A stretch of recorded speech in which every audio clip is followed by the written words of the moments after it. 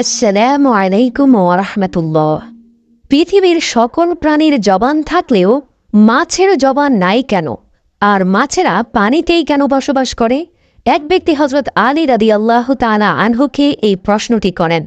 হযরত আলী রাদিয়াল্লাহু তাআলা আনহু বলেন, জেনে রাখো, আল্লাহ তাআলা মাছের মুখেও জবান দিয়েছিলেন। তারা কথা বলতে পারত এবং জমিনে চলাচল করতেও পারত।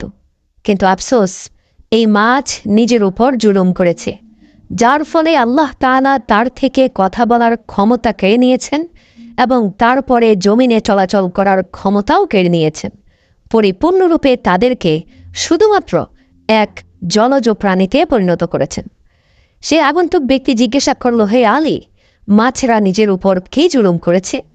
হযরত আলী রাদিয়াল্লাহু তাআলা আনহু উত্তর দিলেন, যখন আল্লাহ তাআলা হযরত আদম আলাইহিস সালামকে সৃষ্টি করার পর সমস্ত ফেরেশতাদেরকে নির্দেশ দিলেন যে তোমরা সকলে আদমকে সিজদা করো, সমস্ত ফেরেশতা হযরত আদম আলাইহিস সালামকে সিজদা করল। কিন্তু ইবলিস শয়তান আদম আলাইহিস সালামকে সিজদা করতে অস্বীকৃতি জানালো। ইবলিস আল্লাহ তাআলার হুকুম অমান্য করে বলতে লাগলো, আপনি আমাকে আগুন থেকে তৈরি করেছেন আর আদমকে সামান্য মাটি থেকে, যার ফলে আল্লাহ তাআলা ইবলিস শয়তানকে জান্নাত থেকে বের করে দিলেন। ইবলিস শয়তান জান্নাত থেকে বিতাড়িত হয়ে অভিশপ্ত এবং কুৎসিত রূপে দুনিয়ার জমিনে এসে পড়ল এবং চিৎকার করে জমিনের সমস্ত মাখলুকদেরকে বলতে লাগল, সাবধান, মানুষ এসে পৃথিবীর বুকে জুলুম অত্যাচার করে বেড়াবে।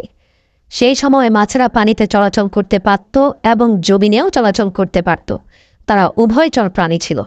তখন মাছেরা কথাও বলতে পারত। ইবলিস শয়তান সমস্ত প্রাণীদের মধ্যে সর্বপ্রথম মাছদেরকে কুমন্ত্রণা দিল। ইবলিস শয়তান মাছদেরকে বলল, মানুষ যখন পৃথিবীর বুকে আসবে তখন তারা নিজেদের ক্ষুধা মেটানোর জন্য তোমাদেরকে জীবন্ত অবস্থায় চাকুর সাহায্যে কেটে টুকরো টুকরো করে খাবে।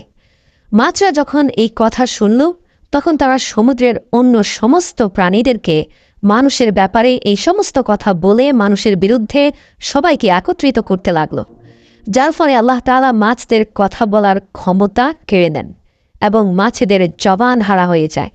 পাশাপাশি আল্লাহ তাআলা মাছদের ব্যাপারে এই বিধান জারি করেন যে কোনো মানুষ মাছদেরকে জবেহ করতে হবে না, তাদেরকে জীবিত অথবা মৃত উভয় অবস্থায় কাটা যাবে।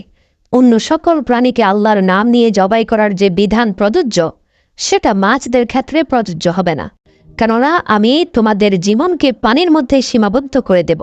মাছদের উদ্দেশ্যে বলা হলো, তোমাদেরকে যখন পানি থেকে উঠানো হবে তোমরা নিজেরাই ছটপট করতে করতে মারা যাবে। এর ফলে যখনই মাছকে পানি থেকে বের করা হয় মাছেরা ছটপট করতে থাকে এবং মাছের দেহের সমস্ত রক্ত এসে তার গলার মধ্যে থাকা একটি বিশেষ গ্রন্থিতে জমা হয়ে যায়।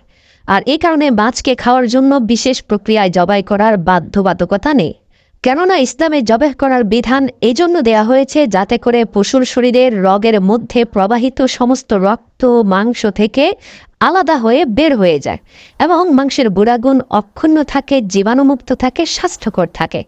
আদম সন্তানের জন্য যেন এই খাবার কোনোভাবে আনহাইজেনিক না হয়, অর্থাৎ অস্বাস্থ্যকর না হয়।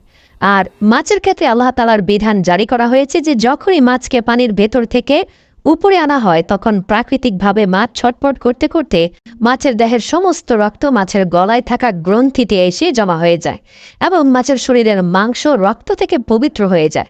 এর জন্য মাছ কোনো প্রকার নিয়ম কানুন পালন করে জবাই না করলেও এটা প্রত্যেক আদম সন্তানের জন্য মৃত এবং জীবিত উভয় অবস্থায় হালাল। সুবহানাল্লাহ।